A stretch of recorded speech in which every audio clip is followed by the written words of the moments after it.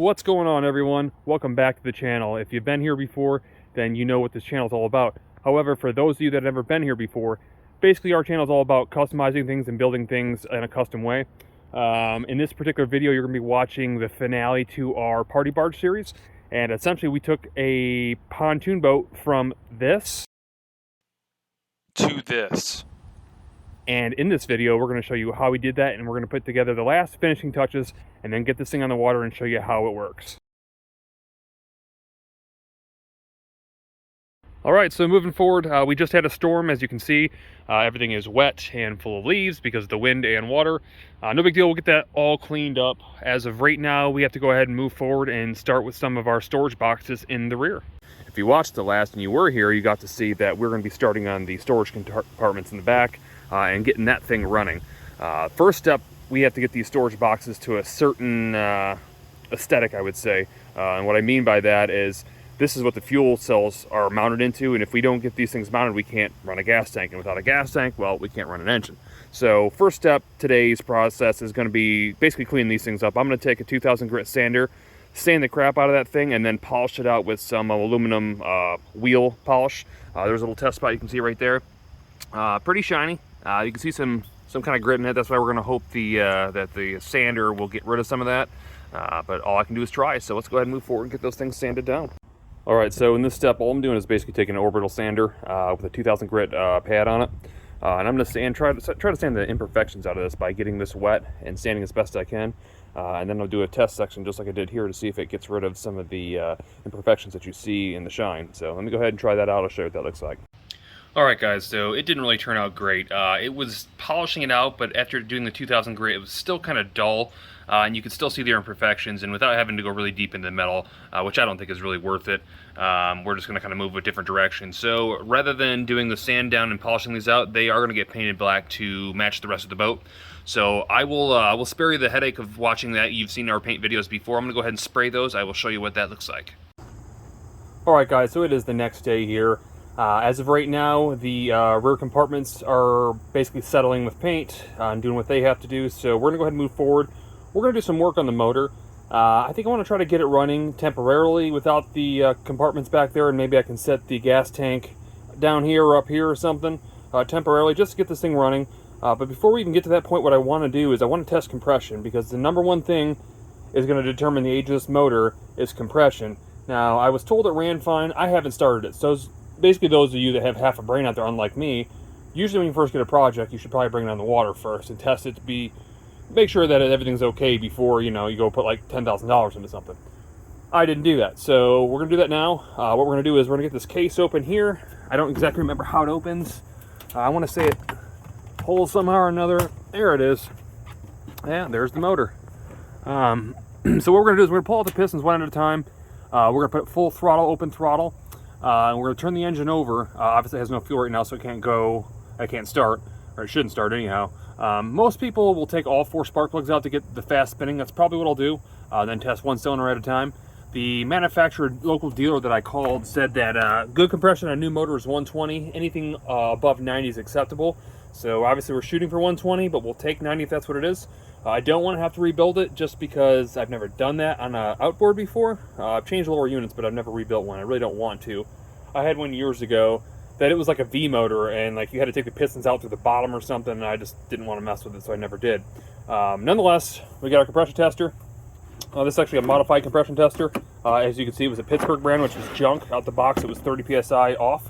So we kept the attached fittings for it and bought a different compressor head for it. So we're going to go ahead and pull those spark plugs real quick, and we'll test compression. I'll show you what that looks like. Alright, so in efforts to get to the spark plugs, which are on the back side of the motor, you have to take the rear covers off. I've never done this before, but I just figured out that all you got to do is basically lift up on them just like so. And there you have our spark plugs. They look to be maybe a 13/16 or a 5/8 inch plug. I can't tell. I'll grab both sockets just to be safe. But again, I'm going to pull all 4 of those, or all 3 of those out, and we're going to turn this thing over. Alright guys, we have all 3 plugs out so far, and they actually, good news is they look to be somewhat new and in good shape, so I would assume that's good news. Those are out though. They're kind of a pain to get to with this on. This can be removed, but I just didn't feel like it. But you'll see I have compression tester sitting here. And then what you'll see here is I have all 3 spark plugs kind of behind this thing, using it as a shield. And the reason for that is typically like a Sea-Doo will, they'll have like a grounding post to where you can plug the plugs on and you won't have to worry about them creating a spark. The reason that's important is because if I turn this engine over and there's still fuel in it, and it's turned over, it's blowing out fuel, and these open spark plug caps are creating spark, well, you can kind of figure out what's going to happen next once it sparks and the gas ignites. So all I can really do is kind of get it out of the way. And so that's what I'm doing here. So let's go ahead now. Let's go up front. We're going to turn this thing over. We're going to see what cylinder number 1 does. All right, guys, moving forward, we're here with our front controls. What we want to do is we want to get the throttles as wide open as we can to get maximum flow moving. And you can't do that, obviously. It doesn't turn over when you put that in gear. So what they have in this particular forward control is a lift fast idle. And what that does, that basically gives it gas without putting it in gear. So we're going to pull that forward. We're going to go ahead and turn it for approximately 3 seconds. Wait a second. 3 more seconds. Let's see where we're at.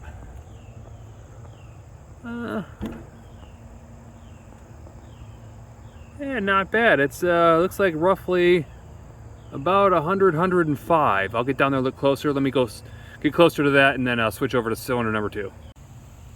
All right, guys, so that's actually pretty good. It's right at 105. So considering 120 being a brand new engine and anything over 90 is acceptable, we're right in that good median range where it seems like it's a good used running motor so far. So let's go ahead and move on to cylinder number 2. All right, guys, so as you can see, we have released the pressure in the gauge, so it starts from 0 again.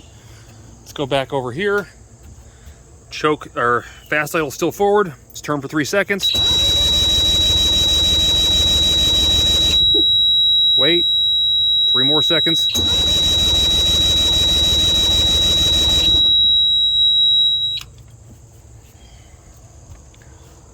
Ooh, those numbers look good again. A little bit higher. Let me go down and check out exactly what that one is. All right, 110. That's really good so far. So another piece of information you guys might need to know. You also don't want the cylinders to be more than 5 to 10% difference in pressure. It's kind of like think of walking 3 dogs and one of them being a pit bull and the other 2 being chihuahuas. You're going to get ripped in one direction more than the other. But some, maybe race teams are more picky, they'll say 5%, but you know that 10% is really pretty fair. So 100 and 110 would obviously be kind of a 10% difference of somewhat. So keep that in mind. But now we're going to go ahead and move forward and we're going to do the 3rd cylinder. All right, guys, so hopefully you guys can see that. That is reset back to 0. Pressure is released. Cylinder number 3. Let's go ahead and give her a go. 3 seconds. 3 more seconds.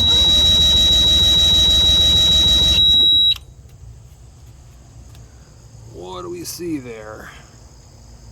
I'd say that's about 105. Let's go down there and check. All right, let's pull this thing off there. If I can get it out here. Ugh, there it is. What'd she say? 110, nice. So we got 105, 110, and 110. That's excellent compression in my eyes.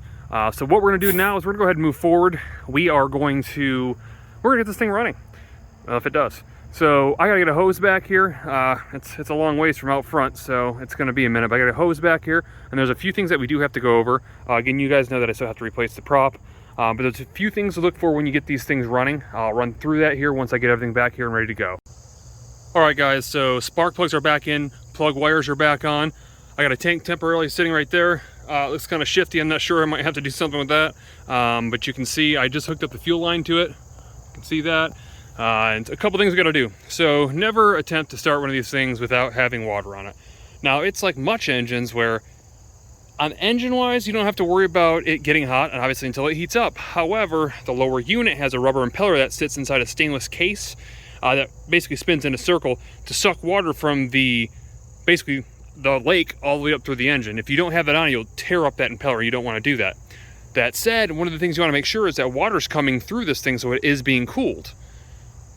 Couple different things. To start, you got to have what they call earmuffs on, which are these, is an old kind of version of that. And you want to connect it typically to the lowest area of your prop or of your lower end that has holes in it. That's where it's going to suck up. There are holes here. I'm pretty sure that's not the intake though, because that's really close to the water line. It wouldn't make much sense. So we're gonna go ahead and slide these over, sorry, just like that, to make sure that all our holes there are covered as so. Double checking the other side is the same. It is. Now what we're gonna do, I have a quick disconnect on this that I always use even for jet skis. Go ahead and clip that on, make sure it's on. It is. Our water's on, it's spitting out. That's okay. What's gonna happen is when we start this thing, you'll start seeing what they call the pisser. Yes, that's the word for it. Water's gonna start spewing out of there once it's started. We wanna keep an eye on that because we wanna make sure that that does happen. So let's get on the boat. Let's get this thing turned over. We gotta prime the fuel, see if this thing starts. All right, you wanna go ahead and reach down to our primer ball. We wanna pump it until it gets tight. So right now I'm pumping it. It's sucking gas all the way through the line into the engine. And it should get to the point where it's getting tight to squeeze. That means that your carburetors are full of fuel. So it's not yet. Should be getting there real soon. Just in case that maybe they're clogged, I'm gonna go ahead and work with that maybe 10 pumps and try to turn this thing over. Want to make sure fast idle's off and that we pump it a couple times to give it some fuel if it's in there. We're gonna go ahead and turn it over.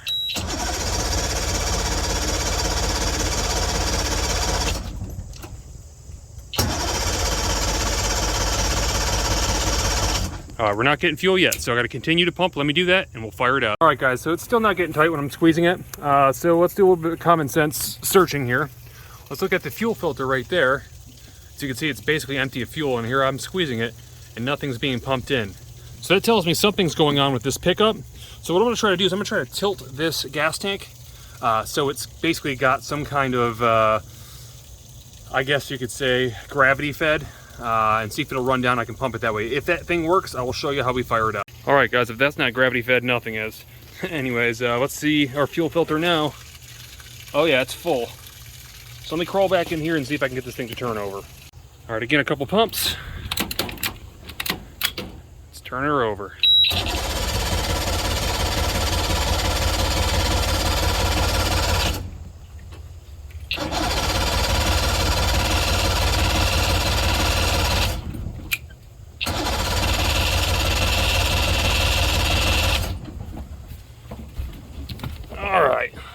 Check this thing out real quick. All right, guys, so now we get into our basic troubleshooting. It's not starting. We don't know why. Could be a sensor, could be bad gas. I haven't checked it per se. It's probably old gas. Or it could be just no spark. I'm not sure. So what we're gonna do is go through our basic testing. We're gonna get some starting fluid sprayed in the intake that you see right there. And if that doesn't fire, then we're gonna check for spark. It's gonna be one or the other, but I'll find out what the problem is. All right, guys, so here are our simple diagnostic tools. We have some simple carburetor cleaner or starting fluid, kind of the same thing. We have a spark checker and we have a screwdriver. And what we're going to be doing, we're going to kind of assume that it's basically it's fuel before anything, because if you remember correctly, we didn't have any pressure pushing it into our fuel filter. But now the fuel filter's full. However, without this primer ball being able to pressurize and pump fuel through, there's nothing pushing it past the filter into the carburetors. So a lot of times what happens is inside these ball valves, there's an actual valve, and when you squeeze it, it pumps it and then closes and stops gas from going back into the tank. So I'm gonna assume that's what it is. But the first thing we're gonna do is we're gonna spray in some carb cleaner into here, get it to fire. If it does fire, what I'm gonna do is I'm gonna take off the hose right here where it comes into the engine, and I'm gonna squeeze it and see if anything comes out. If it does not, I'm going to assume it's that ball. Now, what I can do is if for some reason this ball needs to be tested, I can pull it off from the fuel tank and try to suck it straight in gas so I can make sure it's not the fuel tank itself. Because if it pumps then it's the fuel tank. And we have an extra that I am standing on right now. So let's go ahead, let's try that out, let's see what happens. All right, guys, so what I'm going to do here is I'm going to turn on the throttle. I'm going to open it up. I'm going to take my carburetor cleaner. I'm going to spray it in all three of these intake bodies here, assuming that it's going to go to where it's got to go. Sorry, it's probably loud. My face is right next to the phone. Then I'm going to turn this off, turn it over. See? So we know it's a fuel delivery issue. Now it's running right now. That may just be because it's got just enough gas in it between gravity and whatnot to keep it running. Odds are though that ball is valve. We still have to check the valve is bad. Sorry, we have to make sure that that's still the case. So let's go ahead and move forward, check out this motor. All right, guys, I know this is probably kind of loud, but before we mess with anything with the fuel related, we know it's running right now. Let's look at the two main basic things. Water coming from the pisser and smoke. Now, I can't see smoke right now, but I did see it when I revved it up a little bit. So let's go ahead and reach over and rev this thing up.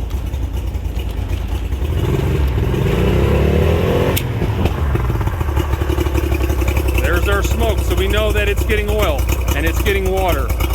Just a little reference, for those of you who might not know what I call a two-stroke or a two-stroke, it's different from a four-stroke like your car where you put oil into the engine, oil sits in the bottom of the engine and lubricates everything. The oil mixes with the gas in two-stroke, there's no oil in the bottom end, and lubricates the cylinders as it runs. So if it's not smoking when you start a two-stroke like that, you got a problem. So let's go ahead and diagnose this thing.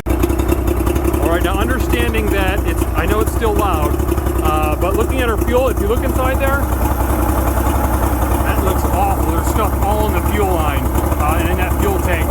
It looks old too, so that gas has got to go. And to be honest with you, for like the $27 for a whole new line and pump, I'm going to replace the whole thing just to be safe, so I'm not on the water and have to worry about that thing quitting on us. Let's go ahead and let's pull that stuff off. We'll get it replaced. Alright guys, just before we go cut it, we're going to double check that the transmission works on this and that it goes in forward and reverse. So let's go ahead and put this thing in forward, if I can do this with two hands climbing the side of it. It's engaged. She's moving. Alright, that's good news. Back to neutral. Guys, give it a second so the RPMs slow down and you don't jam it right into reverse. Now let's put it in reverse. It's engaged. Alright, good news. Our transmission's good too. So let's go ahead and turn this thing off. Alright guys, so just to kind of recap everything. We know that we have a bad fuel, basic fuel itself, a bad fuel line and pump. We know that our tank might be okay, but we don't know for sure. We're going to assume it is, so we're going to replace probably the fuel filter, the fuel, and the fuel pump, or the squeezy ball thing, the primer I should call it. Once those are gone, we're going to go ahead and we're going to put in the new prop, because the new prop obviously needs to go on. So that'll be the next step. And then we're going to rev it out after it's warmed up with all the new stuff on it to see how she runs. If it runs and idles up and revs up good, we're good to go. If it still stutters, we have a problem, and it's getting fuel after that, then we need to clean the carbs. Let's go ahead and move forward. All right, guys, so again, we know that we need to replace the line and maybe the primer bulb itself. And actually, with the fuel filter, it's dirty, but this is not a paper filter. This is a mesh filter, so I think that can be rear flushed and it'll be okay. But what I wanted to show you was I just went ahead and cut the end off just to make sure that the end was what the problem was. And when I go ahead and sit this back inside the tank here, I can prime it, which you probably can't see, and it's spitting fuel back out. But what I did notice is not very much. And then I looked at this connector here and I realized that's not tight at all, and I don't know what is going on. That's not right. So I'm gonna replace this real quick. I'm gonna see if it gets any more pressure. All right, moving forward, something I want to show you guys. This hose connector is actually delaminating from the inside out. You can kind of see the plastic in there coming apart. And in fact, if you look at right here, you can, if it'll focus or not, it's wrapped around the tip of this too. That's getting pulled, it's basically got pulled off out of the inside of that. So I'm going to cut it back an inch right now, just for testing purposes. But again, all that stuff's got to be replaced. It's no good. Oh, and one last thing, if you are replacing your fuel hose, you are supposed to use a specific type. You'll see this type here. It says USCG. That stands for United States Coastal Guard or Coast Guard. Most people probably don't use this, but ideally you should. And the reason why is this is basically sun cracking resistant, and it basically holds up better outside because your fuel lines aren't underneath on the inside of your boat like an inboard, so they're exposed to sun 24/7. So to protect you from getting dry rot on your rubber hoses, this is the type of hose that you are supposed to use. A lot of people might not, but just FYI, that's what you are supposed to use if you can find it. All right, guys, so after some more dirting and grinding, I figured out what the problem is with the fuel cell. Nothing was wrong with the cell or actually the hose or even the primer bulb itself. It was actually this connector right here. I was able to press it in and out a couple times and loosen it up, and it actually works now. The boat actually runs fantastic with the new filter cleaned out, or the old filter cleaned out, and the new gas runs absolutely fantastic. So we're done on that step. Let's go ahead and move forward. All right, guys, so even though we weren't able to buy the primer bulb and the hose, we were able to go ahead and clean out our filter because, again, it is a mesh filter, not a paper filter, as you can see. Really simple procedure. All you do is take basically some carburetor cleaner or starting fluid with a little hose on it, spray it inside here and get yourself maybe an 1/8 inch on the bottom here of carburetor cleaner. Go ahead and plug the sides, shake it up, pour it out, use air compressor to blow the backside out, and as you'll see here, we're about 98%. We got a little bit of soot around the edge here, but we're overall pretty darn good, so it's a couple bucks saved there too. Alright guys, so on a negative note, the primer ball and hose are on back order, at least if I want the US Coast Guard approved version.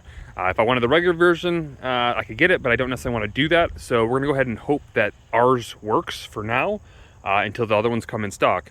However, on a positive note, our fuel container boxes are ready. So I did tell you that I painted these, obviously with automotive paint, the primer, base, and clear.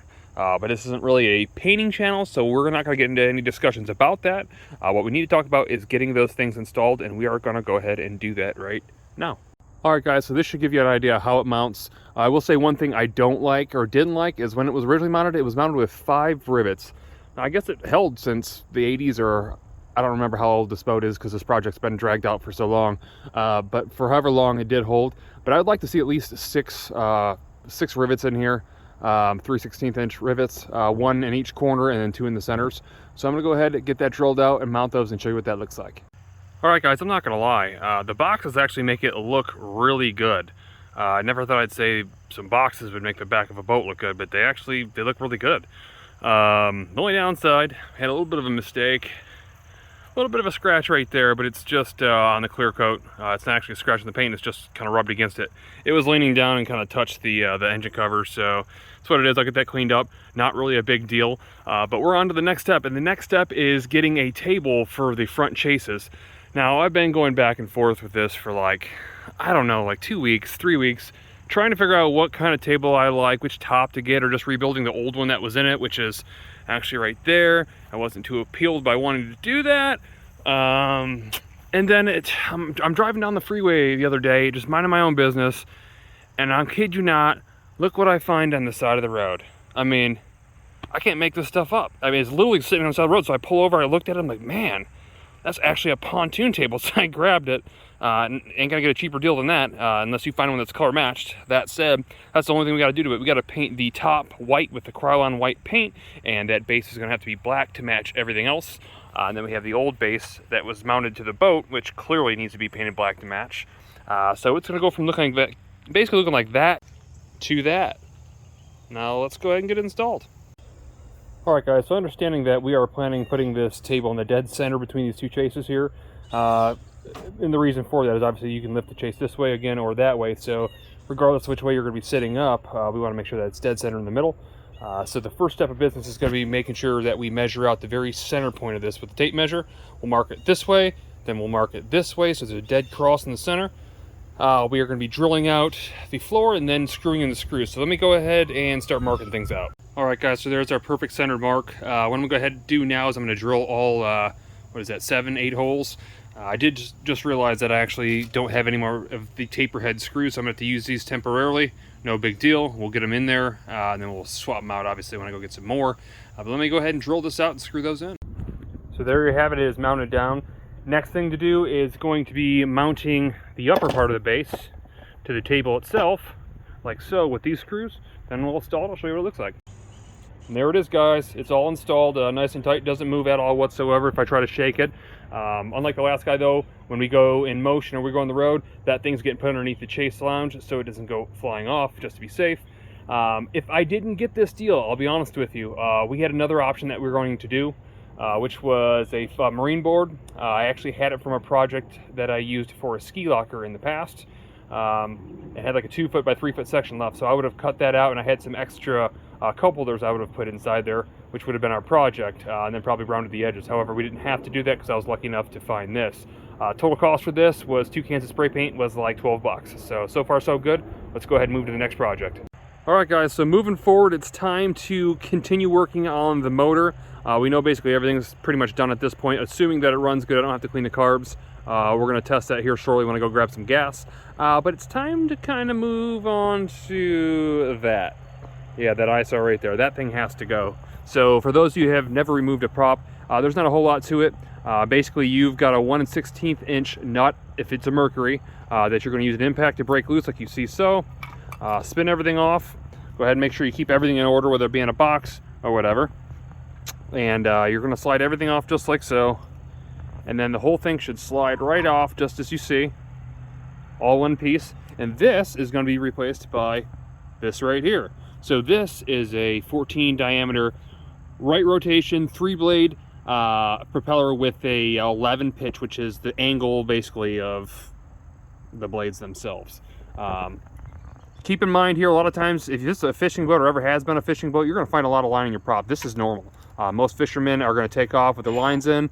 It tends to get stuck on there. Not a big deal. You can pull it off just like so and put everything right back together. Now, you might choose to put some marine grease on here. That's what most people do. Mine already has some. I've already disassembled this. I'm just simply showing you. But let's go ahead. Let's get this new prop on. So let's go ahead and slide it over like so. There's really no wrong way to do this. It either fits on or it doesn't. Clearly it does. And again, we're going to do everything in reverse. We're going to set this back on like so, as you see. And everything's going to slide together. And once you have everything together, put your nut back on, and that's it. So let's go ahead and move forward. All right, guys, it's something I just realized. If you're looking at this, you kind of notice it's got a kind of a large gap from here to there. I noticed the other one had a little bit of play back and forth as well. But when I slide this over, there's definitely something missing right here. Like there's supposed to be kind of some kind of spacer here, I would have to imagine. Because if I put this on, I'm essentially going to have a 1/4 inch of play. I don't know if that's right or not. I'm not an outboard expert. I've switched these before, but I've never noticed that much play. And I feel like it's not right. I mean, I could be wrong there, but I'm going to go ahead and double check with the manufacturer and the Mercury parts fitch just to make sure there's no parts missing, because I don't want to go ahead and put this thing on and have it for some reason destroy my bottom end. So let me double check that, and I'll be right back with you. All right, guys, so after a little bit of research, I figured out what a problem was. I contacted the manufacturer, and despite the fact that they told me that this was the prop I needed, they said this prop is actually for a Yamaha. Okay, that's not cool. Anyhow, now it's past 30 days for me to return this to Amazon, so I'm kind of stuck with it. They came back and said that there was another prop that I had to use the guts out of my old prop to put in, which don't come out. I tried that, and even more so, if I'm spending over $100 for a cheap aluminum prop, I'm definitely planning on getting the whole insides to it. So here's what we're gonna do. If you look down here, you'll see that there is basically the outer ring that goes around the nut, and then you'll see the threads. That little bit of gap on the threads, which is about 1/8 of an inch, is the reason we have play. So here's what we're gonna do: two 1-inch stainless steel washers. Pretty straightforward. Then I'm gonna put this piece on right here, along with our nut right here, and that should give us about a 1/16 inch of play, which is about perfect. So let me go ahead and tighten that on and show you what it looks like. I take that back. It actually took 3 different washers in there, but it's perfect. I mean, it feels like it was made for that. It spins freely. And all I got to do is I got to basically bend some of these back down onto this to make sure that the nut doesn't back out. And we're good with that. All right, guys, so moving forward and rounding down, we got one last thing to do to our power plant. That is basically changing the lower end's oil. So what we'll be doing is we will be draining out of the lower drain here, and refilling through one of the upper fill holes right here. I'm not sure which one. We'll figure it out, I guess, when I try to pump the oil in. Anyhow, just wanted to share with you, we are using a 80-90 weight, which is what Quicksilver recommends. It says about 21 fluid ounces. The ideal way, they say, to do this is to take out the drain plug below and the top, let it drain, and then fill it from the bottom until it comes out of the top. Now, that's ideal if you have one of the bag style fillers like this, where you can squeeze the bag and it can actually push itself up. We don't, so guess which way we're not going to be doing it. Anyhow, I'm going to go ahead and drain this out, fill this thing up till it starts spilling out. I'll probably spin the prop a little bit to get it any air bubbles out, basically, and that should be it. So let's go ahead and do that. All right, guys, so as you can see, we are changing or draining the oil right now out of the lower unit. If you'll notice, the oil kind of looks like chocolate milk. Not necessarily a good thing. That basically means that water has entered the oil at some point. Now, this is a little bit different from a combustion engine, because with a combustion engine, the moisture inside the oil can be basically gotten rid of from the heat from the engine, where you don't have combustion inside a lower unit, so it has nowhere to go. However, it could be worse. This could be white, so there's not been a whole lot of moisture in there, but enough to know that there's a problem. So what we're going to do now is we're going to let this thing finish draining. If you'll notice, the only way that it's probably gotten in is through these old O-rings on our oil fill and drain plugs. They look pretty bad. I don't happen to have those right now, So what we're going to do is we're going to probably be putting some Teflon tape on it. Knowing that we're going to bring it to the water to test it, we'll run it for maybe a half hour out in the lake, then bring it back and we'll change the oil again when I have the correct seals, just to be safe and to see if any more water is taken into the lower end unit. So let's go ahead and let this thing finish draining, and we're going to fill it back up and plug it up. All right, guys, so we got the drain plug in, the fill plug back in with Teflon tape. It used roughly 546 milliliters. It calls for 621, which is roughly 21 ounces, I think, or something like that. So we got a little more to put in. That's probably due because it has air bubbles in it. I tried to spin this as much as I could, but again, it's kind of in neutral right now, so it's only doing so much. So what I'll probably end up doing is go ahead and start the thing after we got it on water and everything like we normally would. Let it run for a second inside gear, turn it off, and we'll finish filling up that last like 80 so milliliters, whatever it is. So that should be good, but let's go ahead and move forward. All right, guys, so the next point of business is going to be mounting our Blackstone grill. So the way we're going to do that is pretty simple. We're going to get 4 6-inch bolts. And what we're going to do is we're going to be keeping the bottom of the Blackstone about 2 inches off the bar top itself, simply by putting the bolts down through and using some extra nuts and washers to keep it separated. Once that is mounted, we will be mounting the top on the bottom half of the grill. Another thing we're going to be doing is we're going to be putting a sheet of stainless steel on top of the bar top plastic so it does not melt, just to be safe, because there are some heat vents, as you can see at the bottom here. So let's go ahead and get those in. I'll show you what that looks like. All right, so there it is. Just a quick rundown on what we did again. We went ahead and took some metal, actually some leftover metal from our fence paneling. We went ahead and screwed that down, as you can see here, as kind of a heat shield against the plastic. Again, we don't want the plastic to melt. And then all we did was took some carriage bolts. They're 3-inch carriage bolts. Went to the top.